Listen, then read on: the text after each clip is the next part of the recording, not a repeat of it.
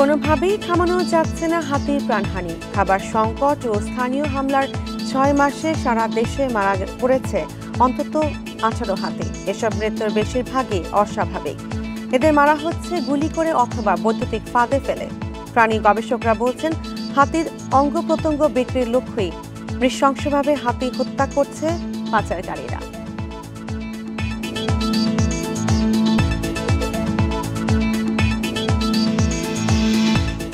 আর এ নিয়ে প্রতিবেদন থাকছে এখনকার সংবাদে। স্বাগত সকাল 9টার বিরতিহীন ইন্ডিপেন্ডেন্ট সংবাদের সঙ্গে আছে আমি সাজমিন হাসান। এবার জানিয়ে দিচ্ছি শিরোনাম। পরোয়ানা ছাড়াই গ্রেপ্তারে সংশোধন হচ্ছে ট্রাইব্যুনাল বিধিমালা, প্রজ্ঞাপন আসছে শিগগিরই।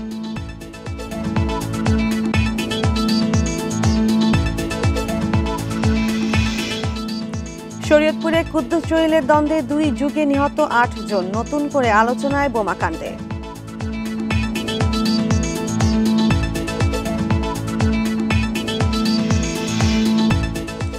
অর্থ লোপাট, যৌন হয়রানিতে অভিযুক্ত বিএডিভিএস এর নজরুল বাসার কাজে অফিস কর্মচারী।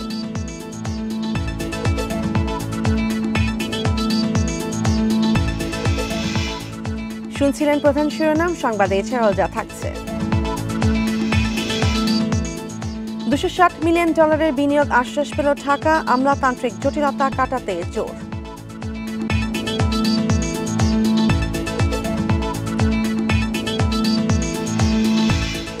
ভারতের ট্রান্সশিপমেন্ট সুবিধা বাতিলে বড় সংকট নেই, তৃতীয় দেশে রপ্তানির খরচ বাড়বে।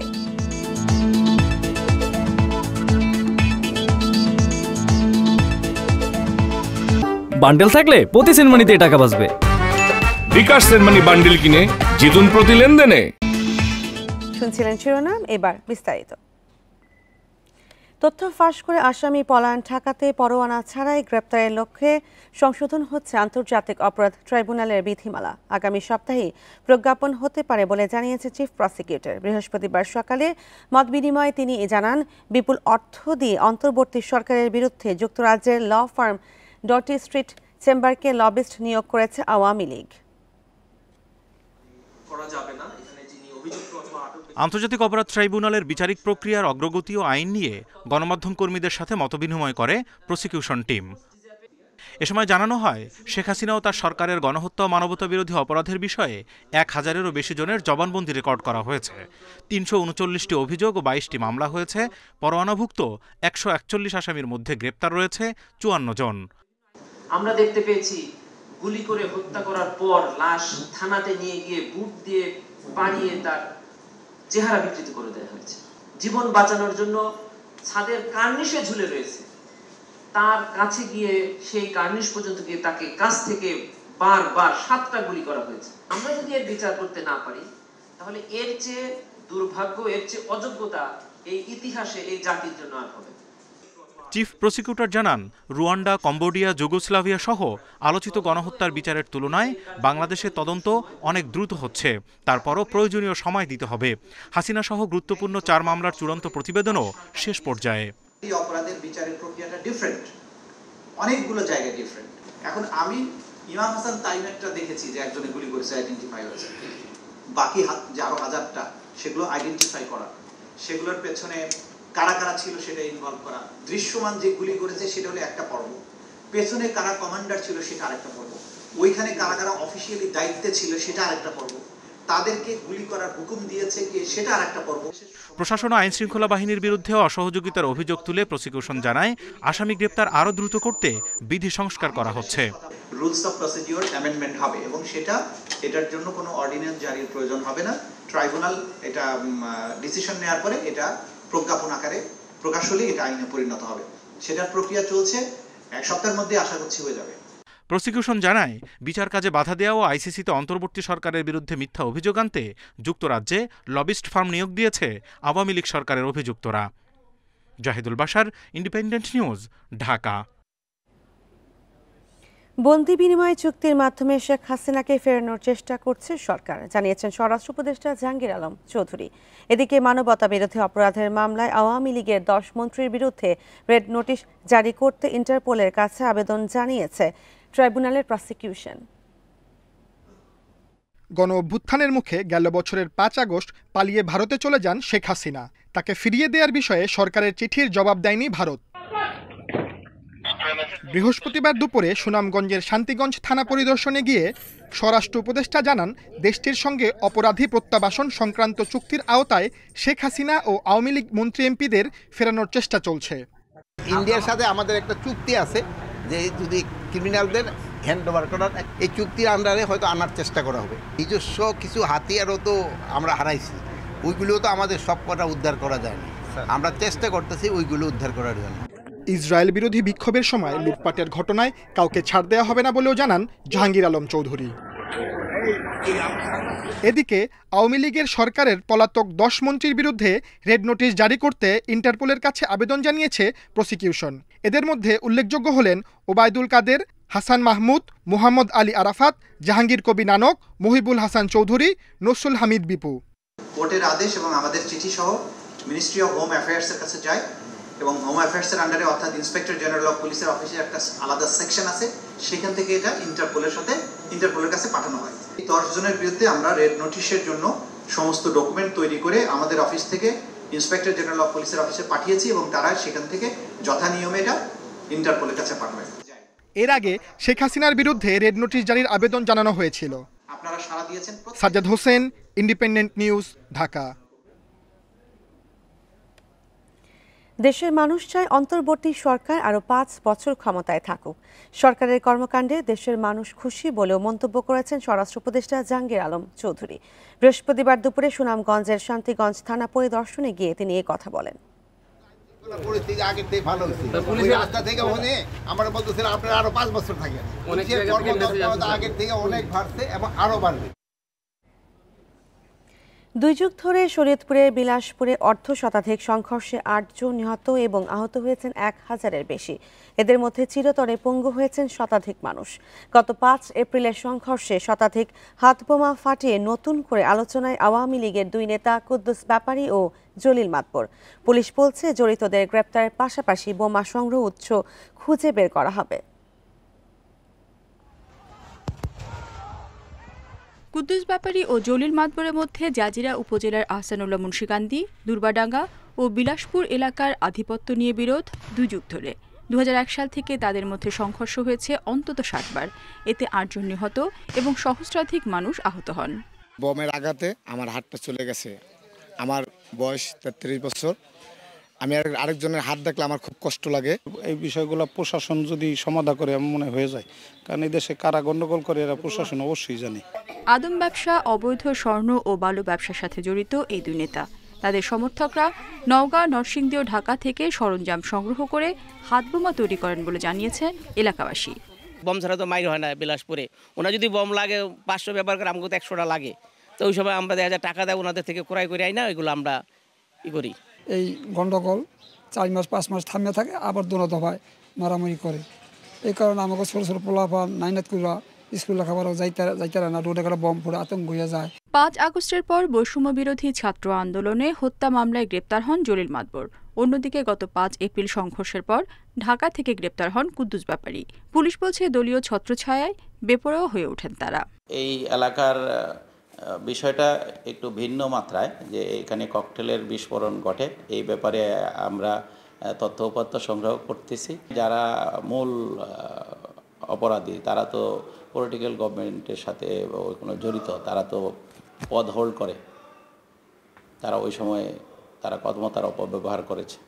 শরীয়তপুর, ঢাকা সহ বিভিন্ন থানায় কুদ্দুস ব্যাপারীর বিরুদ্ধে 47টি ও জলিল মাতবরের বিরুদ্ধে 50টি বিস্ফোরক, মানব পাচার সহ বিভিন্ন মামলা রয়েছে। Independent news. চট্টগ্রামের সীতাকুণ্ডে মুরাদপুর ইউনিয়ন যুবলীগের যুগ্ম সম্পাদক মুসলিম উদ্দিনকে কুপিয়ে হত্যা করেছে দুর্বৃত্তরা। বৃহস্পতিবার সন্ধ্যা 6টার দিকে ইউনিয়নের বেড়িবাঁধ এলাকায় এই ঘটনা ঘটে। স্থানীয়রা জানায় এই সময় নির্মাণাধীন একটি কারখানার পাশে ছিলেন মুসলিম উদ্দিন। এ সময় 10 থেকে 12 জনের একটি দল দেশীয় অস্ত্র নিয়ে তার ওপর হামলা চালায়। এলোপাতাড়ি কুপিয়ে পালিয়ে যায় দুর্বৃত্তরা। গুরুতর অবস্থায় চট্টগ্রাম মেডিকেলে নেওয়া হলেও বাঁচানো যায়নি তাকে। মুসলিম উদ্দিন নির্মাণাধীন একটি কারখানার সুপারভাইজার হিসেবে কর্মরত ছিলেন। তদন্ত করে আইনি ব্যবস্থার আশ্বাস দিয়েছে পুলিশ।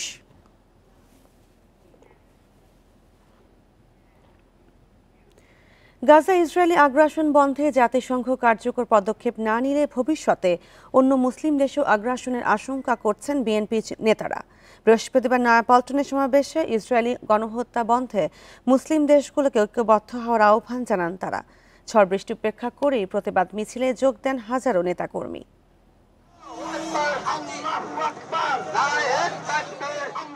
গাজায় ইসরায়েলি গণহত্যার প্রতিবাদে বিএনপির এ প্রতিবাদ কর্মসূচি। বৃহস্পতিবার দুপুর থেকে খণ্ড খণ্ড মিছিল নিয়ে নয়াপল্টনে জড়ো হন বিএনপি ও এর অঙ্গ ও সহযোগী সংগঠনের নেতাকর্মীরা।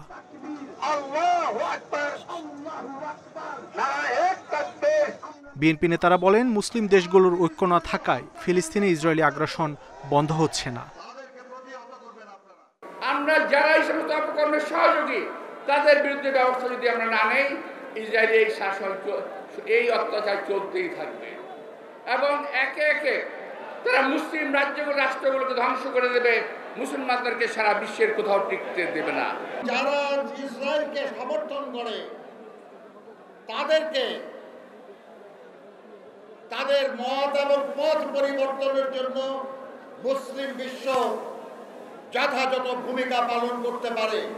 বিশেষ করে মুসলিম বিশ্বের যারা মুরুল তাদেরকে আহ্বান জানাবো, আজকে ইসরায়েলের বিপক্ষে আপনাদের ভূমিকা যেহেতু প্রশ্নবিদ্ধ, মুসলিম বিশ্বের নেতৃত্ব দেওয়ার দাবি আপনারা করতে পারেন না। প্রতিবাদ সমাবেশ শেষে শুরু হয় প্রতিবাদ মিছিল। নয়াপল্টনে দলের কেন্দ্রীয় কার্যালয়ের সামনে থেকে এতে নেতৃত্ব দেন শীর্ষ পর্যায়ের নেতারা। প্রতিবাদ মিছিলে ব্যানার প্ল্যাকার্ড নিয়ে যোগ দেন ঢাকা উত্তর ও দক্ষিণ মহানগর বিএনপির নেতাকর্মীরা। ঝড় বৃষ্টি উপেক্ষা করেই প্রতিবাদ মিছিল এগিয়ে যায়। নয়াপল্টন, বিজয়নগর, কাকরাইল, শান্তিনগর, মালিবাগ, মৌচাক, মগবাজার, বাংলা মোটর হয়ে কারওয়ানবাজার এলাকায় গিয়ে শেষ হয় বিএনপির প্রতিবাদ মিছিল। গাজায় ইসরায়েলি আগ্রাসন বন্ধের দাবিতে বিএনপির এই কর্মসূচিতে যোগ দেন দলমত নির্বিশেষে সব শ্রেণী পেশার মানুষ। সবার একটাই চাওয়া, ইসরায়েলি আগ্রাসন বন্ধে জাতিসংঘ সহ আন্তর্জাতিক সম্প্রদায় দ্রুত কার্যকর পদক্ষেপ গ্রহণ করবে। মাহমুদ শরীফ, ইন্ডিপেন্ডেন্ট নিউজ, কাকরাইল, ঢাকা। অফিসের টাকায় করেন বাজার সদাই, কেনেন ছেলের পায়ের জুতা, অফিসের টাকায় গিফট করেন পছন্দের মানুষজনকে, এমনকি অফিসের কর্মচারী দিয়ে করান বাসার কাজ। অভিযোগ রয়েছে যৌন হয়রানিরও। সরকারি প্রতিষ্ঠানকে রীতিমতো নিজের পারিবারিক প্রতিষ্ঠান বানিয়ে কায়েম করেছেন ট্রাস্টের রাজত্ব। এসব অভিযোগ মিরপুরের বিএভিএস ম্যাটারনিটি হাসপাতালের উপপরিচালক নজরুল ইসলামের বিরুদ্ধে। নজরুল ইসলাম সহকারী হিসাবরক্ষণ কর্মকর্তা থেকে কয়েক বছরের ব্যবধানে হয়ে যান বিএভিএসের অর্থ বিভাগের উপপরিচালক। কর্মচারীদের অভিযোগ এর পরেই বেপরোয়া হয়ে ওঠেন নজরুল ইসলাম। মানে অনেক টর্চারিং করছে যাতে আমি চাকরি ছেড়ে দিতে বাধ্য হই। মীর স্যারের সময় থেকে উনি পুরো বেপরোয়া হয়ে গেছে আরো বেশি। এই নারী কর্মীর অভিযোগ, তাকে চাকরিচ্যুত করা হয়েছে শুধুমাত্র অনৈতিক প্রস্তাবে রাজি না হওয়ার কারণে। আমার শরীর হাত পাও টাচ করতে চায়, জোরাজোরি করে। ওই সময় আমি দৌড় দিয়ে দরজাটা হেসে বন্ধ করতে চাইছে, আমি থাবা দিয়ে দৌড়িয়ে আমি বের হয়ে গেছি। আমি যখন ওনার কথায় রাজি না হয়েছি তখন আমারে মুখে বললে দিচ্ছে তুমি চাকরি থেকে চলে যাও। একইভাবে চাকরিচ্যুত করা হয় আরেক নারী কর্মীকেও। কিছু মানুষরা সে বাধ্য করছে, কিছু মানুষরা পারে নাই, তাদের চাকরি থেকে বহিষ্কার করছে। কর্মীদের দিয়ে ঘন্টার পর ঘন্টা হাত পা মেসেজ করাতেন নজরুল, এমন অভিযোগও রয়েছে তার বিরুদ্ধে। কান্দের ভিতরে পাও দিয়া শরীর মেসেজ করাইতো, দেখা যায় 2 ঘন্টা 3 ঘন্টা আমাদের এরকম করতে হইতো। আমাদের পুরা বাধ্য থাকতে হইতো। আর মানে কি আজকে যদি বলে কি চলে যাও, চলে যাইতে হইতো। সবসময় রেগুলার, মানে প্রতিদিনকার নিয়ম রুটিন ছিল এগুলো। ছেলের জুতা কেনার বিলও নিয়েছেন হাসপাতাল থেকে। প্রতি শুক্রবার অফিসের টাকায় বাজার করতেন বাসার জন্য। আমাদেরকে নিজের বাসার বিলও করাইতো, এমনকি আবার ভুয়া কিছু বিল আমাদের করে রাখতো উনি অফিসে। টোটালি ওদের বাসায় যা লাগে সবই হাসপাতাল ব্যয় বহন করতো। কোনোটা বিল হইতো ডাইরেক্ট, কোনোটা হইতো ইনডাইরেক্ট। এই তো তার এমন স্বেচ্ছাচারিতা, অনিয়ম ও দুর্নীতির প্রতিবাদে আন্দোলনে নামেন বিএভিএসের কর্মকর্তা কর্মচারীরা। ওনার কারণে আমরা বিভিন্নভাবে সাফার হলাম। বেতনের কোনো স্কেল নাই, ওনার যাকে ভালো লাগবে তাকে বেশি দিবে, যাকে ভালো লাগবে না তাকে দিবে না। ওনার কাছে যে কোনো সময় আমরা মনে করেন কোনো ইয়া পাই না, যদি গেছে ওনার সামনে উনি দূর দূর করে তাড়াইতেছে। তবে সব অভিযোগ অস্বীকার করেন নজরুল ইসলাম। বাসার বাজার করেছেন এখানকার টাকা মিথ্যা কথা, আমার ডকুমেন্ট আছে। মিথ্যা এগুলা কি? আপনার ছেলে জুতা কিনেছেন, সেই জুতার টাকা মিথ্যা কথা এগুলা ভাই, আমি বলতে বানোয়াট এগুলা। আমার কাছে তথ্য আছে। এত অভিযোগের পরেও তাকে স্বপদে বহাল রাখার জন্য তৎপরতা চালাচ্ছে একটি বিশেষ মহল। Nazmul Saeed, independent news, Dhaka. আর এই বিষয়ে বিস্তারিত দেখতে চোখ রাখুন আজ রাত 9:30 ইন্ডিপেন্ডেন্ট টেলিভিশনের অনুসন্ধানমূলক অনুষ্ঠান তালাশে। 4 দিনের বিনিয়োগ সম্মেলনে মিলেছে $260 মিলিয়ন প্রতিশ্রুতি। তৈরি হয়েছে আরও বিদেশি বিনিয়োগ আসার সুযোগ। এজন্য টেকসই নীতি সহায়তা দিতে প্রস্তুত সরকার। বৃহস্পতিবার রাজধানীর হোটেল ইন্টারকন্টিনেন্টালে সম্মেলনের সমাপনী ব্রিফিংয়ে এসব কথা জানান বিডার বিজনেস ডেভেলপমেন্ট বিভাগের প্রধান নাহিয়ান রহমান। বৃহস্পতিবার ঢাকায় শেষ হলো 4 দিনের বিনিয়োগ সম্মেলন। এতে অংশ নেয় 50 দেশের 4 শতাধিক ব্যবসা প্রতিষ্ঠানের প্রতিনিধি। সম্মেলন শেষে দিনের বিকেলে সংবাদ সম্মেলন করে বিডার head of business development Nahiyan Rahman জানান, প্রাথমিকভাবে চীনের কোম্পানি হান্ডা বাংলাদেশে $150 মিলিয়ন বিনিয়োগ করবে। আর দেশীয় প্রতিষ্ঠান সপাপে এসেছে $110 মিলিয়ন বিনিয়োগ। আরও অনেকের সঙ্গে বিনিয়োগ পেতে আলোচনা চলছে। হান্ডার $150 মিলিয়ন, যেটা একেবারে এই আপনার সামিটেই সই হয়েছে। তার আগে ওই দিন গতকালকে সকালবেলায় আমরা জানলাম যে আমাদের শপআপ যে স্টার্টআপের যে বিজনেস আছে ওখানে $110 মিলিয়নের মতো ইনভেস্টমেন্ট এসেছে। ওটা একেবারে আমাদের সামিটের থ্রুতে এসেছে। এটা মানে কোনো কিছুই আসলে একদিনে হয় না, তো এগুলো অনেক দিনের কাজের ফলে আসে আর কি। তো এই বড় দুইটা আমরা অলরেডি গতকালকে জেনেছি। সম্মেলনে নীতি ধারাবাহিকতার অভাব, দুর্নীতি সহ বিভিন্ন চ্যালেঞ্জের কথা তুলে ধরেন বিদেশি বিনিয়োগকারীরা। এসব আমল নিয়ে আমলাতান্ত্রিক জটিলতা দূর করার পাশাপাশি টেকসই নীতি সহায়তায় কাজ চলছে বলেও জানান বিডা কর্মকর্তা। শুধু এনবিআরই না, অন্যান্য সরকারি প্রতিষ্ঠানগুলোর সাথেও বিডা কিভাবে কাজ করে মোর লাইক ওই যে ওয়ান স্টপ সার্ভিস, যেটাকে একেবারে ডিজিটাল না, ম্যানুয়ালি, যাতে করে আমরাই আসলে এই জিনিসপত্রগুলোকে ইনভেস্টরদের জন্য খুব সহজ করে দিতে পারি, সেটার জন্য কাজ চলছে। যুক্তরাষ্ট্রের বাড়তি শুল্কের কারণে বিশ্বের অন্য সব দেশের তুলনায় বাংলাদেশে বিনিয়োগের সুযোগ তৈরি হয়েছে বলেও মনে করে BIDA. Shahid Ahmed, independent news, Dhaka. Startup খাতে বিনিয়োগ 50% বাড়াতে নীতি সহায়তার পাশাপাশি প্রযুক্তিপণ্য রপ্তানি $5 বিলিয়ন উন্নীত করার কাজ করছে সরকার। বিনিয়োগ সম্মেলনের শেষ দিনে বৃহস্পতিবার প্রধান উপদেষ্টার টেলিযোগাযোগ ও প্রযুক্তি বিষয়ক বিশেষ সহকারী ফয়েজ আহমেদ এ তথ্য জানান। তিনি বলেন, বিনিয়োগ সহজ করতে জুলাইয়ের মধ্যে নতুন নীতিমালা আর সাইবার নিরাপত্তা অধ্যাদেশ চলতি মাসেই। বাংলাদেশ বিনিয়োগ সম্মেলনের শেষ দিনে ডিজিটাল অর্থনীতি নিয়ে আলোচনায় অংশ নেন টেলিযোগাযোগ ও প্রযুক্তি খাতের দেশি বিদেশি উদ্যোক্তারা। জানান তাদের বিনিয়োগ অভিজ্ঞতা। যারা এখানে বিনিয়োগ করতে চান তারা গ্রামীণফোনের 28 বছরের পথ চলা দেখতে পারেন। আমাদের বিশ্বাস, প্রথমেই বাংলাদেশে বিনিয়োগ করে বহুজাতিক কোম্পানি হয়ে ওঠা সবচেয়ে সহজ। বাংলাদেশে গ্রামীণফোন টেলিনরের বিনিয়োগ ছিল এশিয়ায় প্রথম এবং বিশ্বে দ্বিতীয় বিনিয়োগ। বাংলাদেশে সেমিকন্ডাক্টর খাতের ব্যাপক সম্ভাবনার কথা জানিয়ে সংশ্লিষ্টরা বলেন, এশিয়ায় তাইওয়ান, চীন, কোরিয়ার পর মালয়েশিয়া ও ভারত এ নিয়ে কাজ করছে। গবেষণার পাশাপাশি পাবলিক প্রাইভেট পার্টনারশিপে এই খাতে বিকাশের সুযোগ রয়েছে। আমরা 4 প্রকৌশলী নিয়ে সেমিকন্ডাক্টর খাতে কাজ শুরু করেছিলাম। দক্ষতা না থাকায় আমাদের যাত্রা সহজ ছিল না। এখন বাংলাদেশ ছাড়াও ভারত, যুক্তরাষ্ট্র, কানাডায় আমাদের 500 প্রকৌশলী কাজ করছেন। বিশ্বের শীর্ষ 20 সেমিকন্ডাক্টর কোম্পানির সঙ্গে কাজ হচ্ছে আমাদের। ডিজিটাল অর্থনীতির বিকাশে নীতি ও প্রযুক্তি বিষয়ক বাধা কাটানোর আহ্বান জানান খাত সংশ্লিষ্টরা। জবাবে ফয়েজ আহমেদ তৈয়ব জানান, সরকার এসব বিষয়ে কাজ করছে।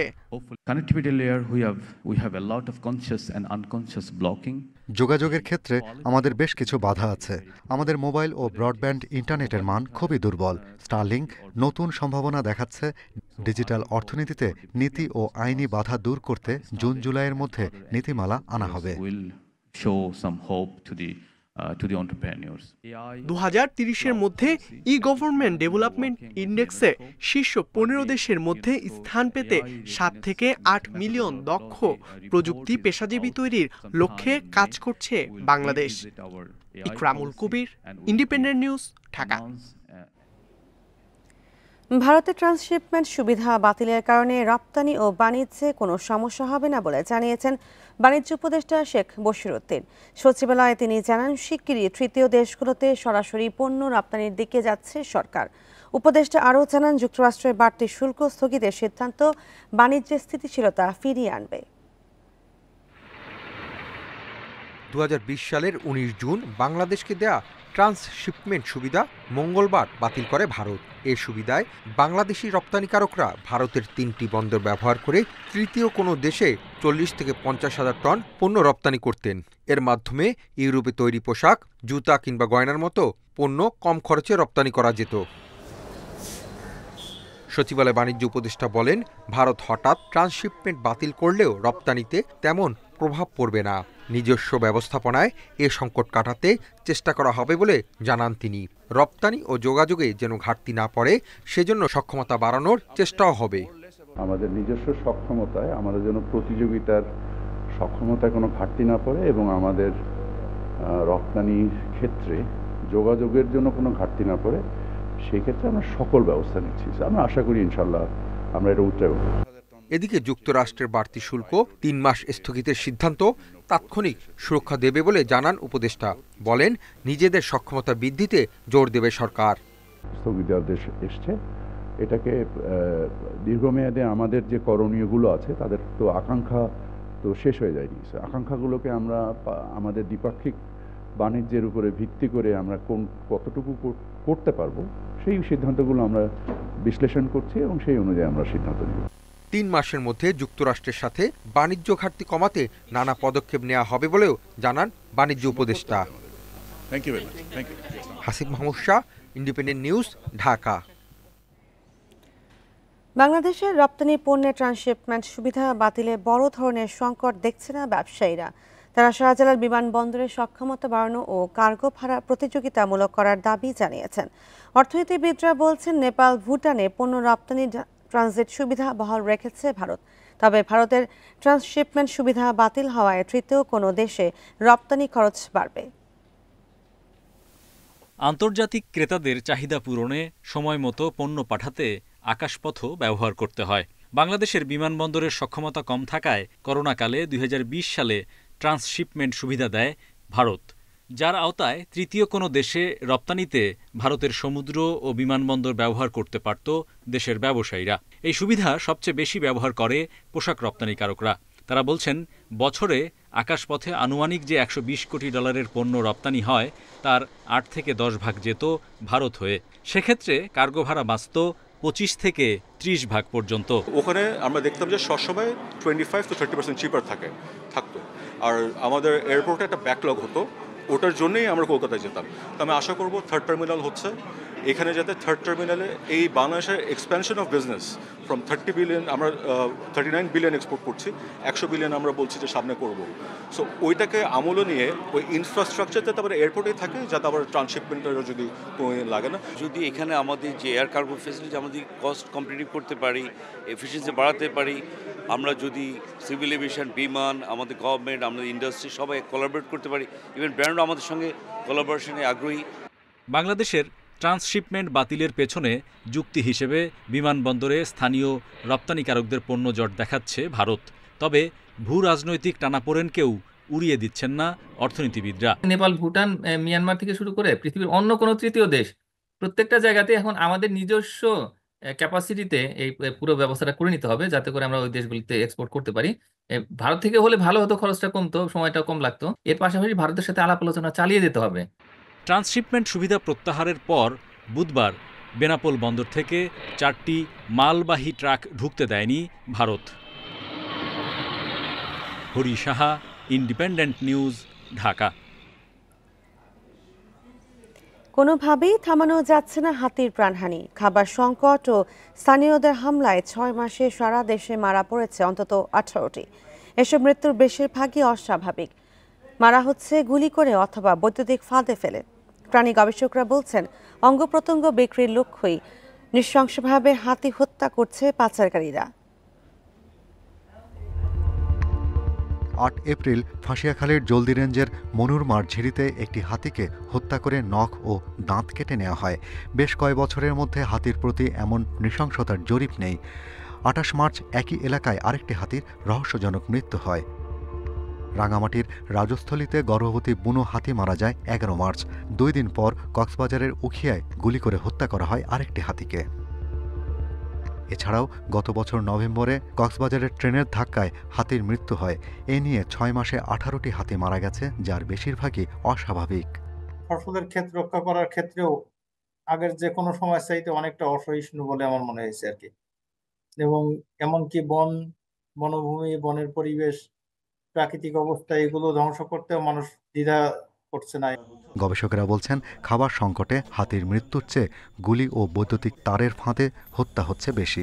মাড়ির দাঁত পর্যন্ত কেটে নিয়ে যাওয়ার যে প্রবণতা দেখা গেছে, বা কেউ কেউ বলেছেন মাংস চুরি হয়েছে, সেটা যদি হয়ে থাকে এইটা দারুণভাবে সামাজিক অবক্ষয়। এটার একটা কঠিন ব্যবস্থা নেওয়া উচিত।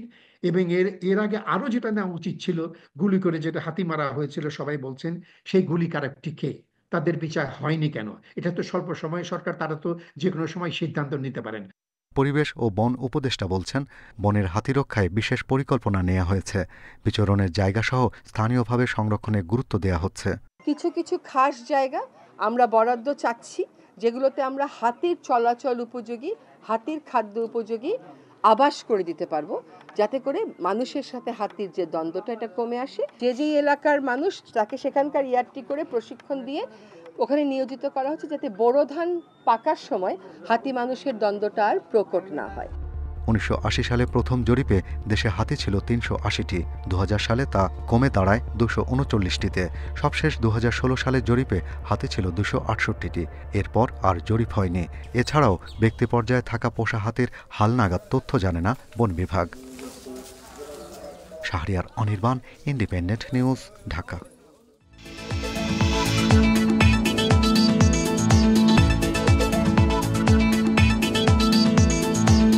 দূরের হাসপাতালে যেতে গিয়ে রোগী মৃত্যুর ঘটনা অস্বাভাবিক নয়। সেই ভোগান্তি কমাতে এবার নতুন উদ্যোগ নেওয়া হয়েছে ৩ জেলায়। চাঁদপুর, লক্ষ্মীপুর ও ভোলার চরাঞ্চলে চালু করা হয়েছে ভ্রাম্যমাণ হাসপাতাল। প্রাথমিক স্বাস্থ্যসেবা, জরুরি পরীক্ষা নিরীক্ষা ও ওষুধ সবই মিলছে বিনামূল্যে। সৌদি বাচ্চার অর্থায়নে চালু হয়েছে এই সেবা।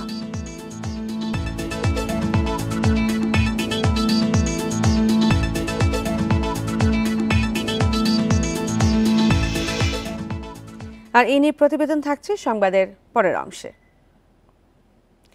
নিজের সন্তানকে ক্যামেরার সামনে এনে নিষ্ঠুর আচরণের অভিযোগে ভাইরাল শারমিন শিলাকে গ্রেপ্তার করেছে পুলিশ। বৃহস্পতিবার রাতে সাভারের সমাজসেবা কর্মকর্তার কার্যালয় থেকে তাকে গ্রেপ্তার করা হয়। পুলিশ জানায়, শারমিন শিলা একজন বিউটিশিয়ান ও কন্টেন্ট ক্রিয়েটর। সম্প্রতি তার একটি ভিডিওতে দেখা যায় নিজের শিশু সন্তানকে জোর করে খাওয়াচ্ছেন তিনি। ভিডিওটি শিশু নির্যাতনের শামিল দাবি করে প্রয়োজনীয় ব্যবস্থা নিতে জেলা প্রশাসক বরাবর আবেদন করে সামাজিক সংগঠন একাই ১০০। উপজেলা মহিলা বিষয়ক কর্মকর্তা কাজী ইসরাত জামান শিশু নির্যাতন দমন আইনে একটি মামলা করেন। ওই মামলায় গ্রেপ্তার করা হয় শারমিন শিলাকে।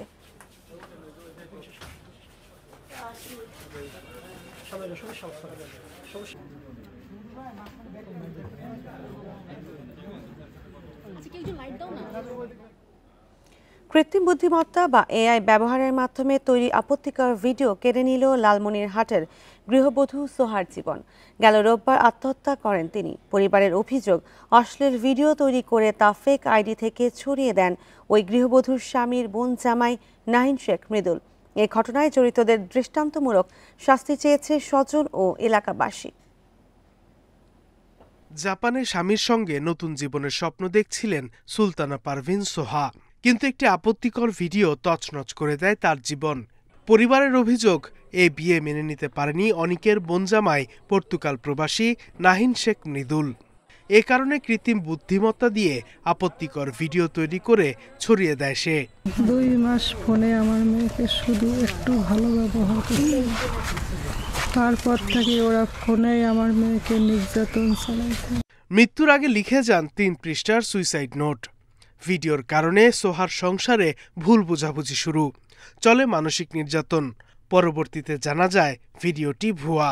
এই প্রযুক্তির মাধ্যমে তারা আমার বোনের ছবি ব্যবহার করে তারা অশ্লীল ভিডিও ধারণ করে, বিভিন্ন ছবি তৈরি করে এবং তারা এইভাবে আমার বোনকে থ্রেট দেয় যে এগুলা তোমার গ্রামবাসীর কাছে, তোমার ভাইয়ের কাছে, তোমার ভাইয়ের ডিপার্টমেন্টের লোকের কাছে আমি পাঠাই দেব। জাপান প্রবাসী সোহার স্বামী অনেক ভিডিও কলে জানান তার বোন জামাই মৃদুলের সাথে সুলতানার কথা কাটাকাটি হয়। এ সময় তাকে দেখে নেওয়ার হুমকি দেয় মৃদুল। ভিডিওটা করছে হলো আমার বোন জামাই। আমার বোন জামাইয়ের সাথে আমার ওয়াইফের কিছু কথা কাটাকাটি হয়। সে থ্রেট দেয় আর কি, যে আমার সাথে সে কিভাবে সংসার করে সে দেখে নেবে। এ বিষয়ে পর্তুগাল প্রবাসী মৃদুল হোয়াটসঅ্যাপে জানান অনেক তার পুরনো সম্পর্ক আড়াল করতে তাকে ফাঁসানোর চেষ্টা করছে। বিষয়টি তদন্ত করে ব্যবস্থা নেওয়ার কথা জানিয়েছে পুলিশ। লাস্ট পোস্টমর্টম শেষে এখন যেহেতু তারা মানে শোকাহত পরিবার, তাদেরকে আমি অনুরোধ করছি, আজকে সকালেও সংবাদ দিয়েছি, তারা মামলা করার জন্য একটা এজাহার আমরা চেয়েছি। এই ঘটনায় দোষীদের দৃষ্টান্তমূলক শাস্তির দাবি জানিয়েছে এলাকাবাসী। Independent news. মাদারীপুরের কালকিনিতে ইয়াবাসহ আটক 2 যুবককে হাতকড়া পরা অবস্থায় পুলিশের কাছ থেকে ছিনিয়ে নেওয়ার অভিযোগ উঠেছে। এ সময় স্থানীয়দের হামলায় 4 পুলিশ আহত হন। বৃহস্পতিবার সন্ধ্যায় কালকিনি পৌরসভার মাছবাজার এলাকায় এই ঘটনা ঘটে। পুলিশ জানায় বাজারের বড় ব্রিজ এলাকা থেকে 5 পিস ইয়াবাসহ আল আমিন ও রাশিদুল নামের 2 যুবককে আটক করা হয়। বড় ব্রিজ থেকে মাছবাজারের কাছাকাছি পৌঁছালে পুলিশের ওপর হামলা চালায় স্থানীয়রা।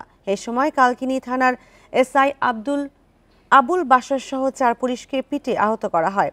ছিনিয়ে নেওয়া হয় আটক 2 যুবককে। আহত পুলিশ সদস্যদের উপজেলা স্বাস্থ্য কমপ্লেক্সে ভর্তি করা হয়েছে। জড়িতদের গ্রেপ্তারে সেনাবাহিনী ও পুলিশের যৌথ অভিযান চলছে।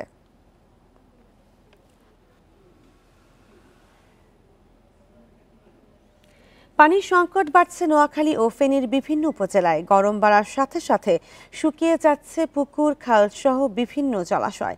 ভূগর্ভস্থ পানির স্তর নেমে অকেজো হয়ে পড়েছে বেশিরভাগ নলকূপ। অনেক স্থানে গভীর নলকূপে উঠছে না পানি। নোয়াখালীর সুবর্ণচরে 2 মাস ধরে দেখা দিয়েছে পানির সংকট। গ্রীষ্ম এগিয়ে আসার সঙ্গে তীব্র হচ্ছে ভোগান্তিও। বেশিরভাগ নলকূপে পানি উঠছে না। পুকুর, খাল শুকিয়ে যাওয়ায় পানি সংগ্রহ করতে হচ্ছে দূর দূরান্ত থেকে। আর 2 বার 2 বার হয়ে বাতরাইন বার মানে সব পানি টানি আনতো দূরের তো। পুকুরে যাই কত পানি আছে, ধর এক এলাকা দিয়ে 20-30 গিরিয়ে ব্যবহার করলে ওই পানিটা একেবারে গোল হয়ে যায়, কাঁচরা হয়ে যায়। স্থানীয়দের বিক্ষোভের মুখে সম্প্রতি জনস্বাস্থ্য প্রকৌশল অধিদপ্তরের পক্ষ থেকে গাড়িতে খাবার পানি সরবরাহ করা হচ্ছে, তবে চাহিদার তুলনায় তা অনেক কম। সুবর্ণচরে কৃষিকাজের জন্য 245টি সেচ পাম্পের অনুমোদন আছে। অনুমোদনহীন পাম্প আছে আরও 3000। এতে ভূগর্ভস্থ পানির স্তর নেমে গেছে। একক পরিবার একটি টিউবওয়েল ব্যবহার করলে এখানে আসলে পানির অপচয় হয়। এজন্য বেশি পরিবার একসাথে কিভাবে অল্প খরচে পানি পাবে বা পানির সুবিধা পাবে সেটা আমরা কথা বলছি। পানির সংকট বেড়েছে ফেনীতেও। ফুলগাজী, পরশুরাম, ছাগলনাইয়া ও সদরের বিভিন্ন স্থানে পানির জন্য দূর দূরান্তে ছুটছেন স্থানীয়রা। পানি গাঙ্গে থেকে নিয়ে আসি, হেড়িও অনেক ময়লা, কাঁচরা খাইতাম হারি না। নদী এটা থেকে পানি সংগ্রহ করে এগুলো ফুটিয়ে এগুলো পান করা লাগে। দেখেন আপনি আমাদের এই পুকুরটা পর্যন্ত শুকিয়ে গেছে। জেলার 6 উপজেলার 18 লাখ বাসিন্দার জন্য আছে 2 লাখ নলকূপ। সরকারিভাবে বসানো হয়েছে 34,000 সাধারণ ও গভীর নলকূপ। এখন 1.5 লাখ নলকূপে পর্যাপ্ত পানি পাওয়া যাচ্ছে না, কোথাও কোথাও উঠছে লবণ পানি। আমরা যদি সামনে নদীর পানি বা সারফেস ওয়াটারটাকে ট্রিটমেন্ট করে ইউজ করতে পারি, পাইপ ওয়াটারের মাধ্যমে সব জায়গায় সাপ্লাই দিতে পারি, তাহলে হয়তো আমাদের এই সংকটটা আস্তে আস্তে কাটিয়ে উঠবো। তো এটা নিয়ে আসলে আমরাও কাজ করতেছি, মন্ত্রণালয়েও চিন্তা করতেছি কিভাবে এই সমস্যাটা সমাধান করা যায়। পুকুর, খাল ও জলাশয় শুকিয়ে যাওয়ায় পানির অভাবে ফসল উৎপাদন নিয়ে বিপাকে কৃষকরা। রেশমি নন্দী, ইন্ডিপেন্ডেন্ট নিউজ। দূরের হাসপাতালে যেতে গিয়ে রোগীর মৃত্যুর ঘটনা খুব একটা অস্বাভাবিক নয়। সেই ভোগান্তি কমাতে এবার নতুন উদ্যোগ নেওয়া হয়েছে 3 জেলায়। চাঁদপুর, লক্ষ্মীপুর ও ভোলার 3 উপজেলা চরাঞ্চলে চালু হয়েছে ভ্রাম্যমাণ হাসপাতাল। প্রাথমিক স্বাস্থ্যসেবা, জরুরি পরীক্ষা নিরীক্ষা ও ওষুধ সবই মিলছে বিনামূল্যে। সৌদি বাদশার অর্থায়নে চালু হয়েছে এই সেবা। সাজানো গুছানো ডেন্টাল চেম্বার, সেবা নিতে এসেছেন কৃষক মুনাফ সর্দার। দাঁতের প্রাথমিক চিকিৎসার সব ব্যবস্থা আছে এখানে। পাশের কক্ষে চলছে চোখের ছানি অপারেশন। অপেক্ষায় আরও কয়েকজন রোগী। অন্য কক্ষেও রোগী দেখছেন চিকিৎসকেরা। বিনামূল্যে দেয়া হচ্ছে ওষুধ। চক্ষু অপারেশন হয়েছে, ভালো হয়েছে। এইখানে এই মেডিকেল আওয়াতে আমাকে অনেক উপকার হয়েছে, টাকা পয়সা লাগে না। আমার 4টা রোগ, আমি 4টা রোগের সুবিধা পাইছি। আমার স্ত্রীর 3টা সুবিধা পাইছি। এমন দৃশ্য দেখে মনে হতে পারে এটি কোনো আধুনিক সরকারি হাসপাতাল, কিন্তু মূলত এটি একটি জাহাজ যেখানে চলছে চিকিৎসা সেবা। জানুয়ারি থেকে চাঁদপুরের হাইমচরে মিলছে এই সেবা। চাঁদপুরে চরবাসী মানুষের সংখ্যা প্রায় 2 লাখ। হঠাৎ মধ্যরাতে কেউ যদি অসুস্থ হয়ে পড়েন তাহলে অপেক্ষা করতে হয় সূর্যের আলো ফোটার। আর অপেক্ষা আরও দীর্ঘ হয় যদি নৌকা না পাওয়া যায়। অর্থাৎ চরবাসীর জন্য সামান্য অসুস্থতাও বয়ে আনে বড় ধরনের দুর্ভোগ। আগে চাঁদপুর যাইতে হইতো, টাকা যাইতে হইতো, হাজার হাজার টাকা লাগতো, সবসময় পারতাম না। রোগে কষ্ট মষ্ট পাইতাম, বহুত কিছু জায়গা ধরুন বা গরু মরু বেচা মেচা যাইতাম চিকিৎসা। 15 বছর ধরে চোখের চিকিৎসা করতে জামু করে টাকাও মিলাইতে না, যাইতে পারি না। আমরা আমাকে উপকার হয়েছে। ভ্রাম্যমাণ হাসপাতালে রয়েছে 7টি বিভাগ। গাইনি সমস্যায় আলাদা ব্যবস্থা করা যায়, এক্স-রে সহ প্রাথমিক ল্যাব টেস্ট। প্রতিদিন 150 জনের বেশি রোগী সেবা নেন। দায়িত্বে রয়েছেন চিকিৎসক, নার্স ও স্বাস্থ্যকর্মী সহ 30 জন। মানুষ যদি হসপিটাল যেতে না পারে, আমরা যাব মানুষের কাছে, তাদের বাড়ির কাছে। যেখানে চর, যেখানে নদী আছে, সেইখানে লঞ্চ গিয়ে ভিড়ে যাবে মানুষের বাড়ির কাছে। সেখানে গিয়ে আমরা প্রাথমিক স্বাস্থ্য পরিচর্যা এবং এসেনশিয়াল হেলথ কেয়ার, যেটা অত্যাবশ্যকীয় সেবা, সেগুলো তাদের বাড়ির কাছে গিয়ে আমরা দিব। 2023 সাল থেকে 12 জেলার 13 উপজেলায় আরও 4টি ভ্রাম্যমাণ হাসপাতাল চলছে। সৌদি আরবের অর্থায়নে চলবে 5 বছর। এরপর চলবে সরকারের অর্থায়নে। শুধু বিল্ডিং, যন্ত্রপাতি আর মানুষ দিলেই একটা হাসপাতাল ভালো চলে না। সব পক্ষের আসলে সমন্বয় দরকার, সহযোগিতা করার। এই কাজটা আপনারা করার চেষ্টা করেন। সিকিউরিটি একটা সমস্যা। হাসপাতালটি তত্ত্বাবধান করছে বেসরকারি উন্নয়ন সংস্থা ফ্রেন্ডশিপ। একটি এলাকায় সেবা দেওয়া হয় 3 মাস। Hasan Misba, independent news, Chandpur. আর এই ছিল এখনকার সংবাদে। ইন্ডিপেন্ডেন্ট টেলিভিশনের সব খবর বিস্তারিত জানতে চোখ রাখুন ফেসবুক, ইউটিউব ও এক্সে। ধন্যবাদ সবাইকে।